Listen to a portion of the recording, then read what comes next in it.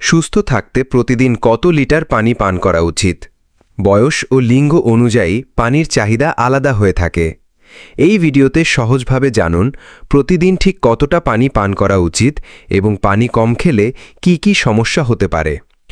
প্রাপ্তবয়স্ক পুরুষ প্রায় 3.7 লিটার, প্রাপ্তবয়স্ক নারী প্রায় 2.7 লিটার, কিশোর 14 থেকে 18, ছেলে 3.3 লিটার, মেয়ে 2.3 লিটার, শিশু 10 থেকে 13, ছেলে 2.7 লিটার, মেয়ে 2 লিটার, শিশু 4 থেকে 8, প্রায় 1.7 লিটার, ছোট শিশু 1 থেকে 3, প্রায় 1.3 লিটার। আবহাওয়া, কাজের পরিমাণ ও শরীরের ওজনের উপর চাহিদা বাড়তে পারে। কিডনি রোগীদের জন্য আলাদা নিয়ম, ডাক্তারি পরামর্শ জরুরি।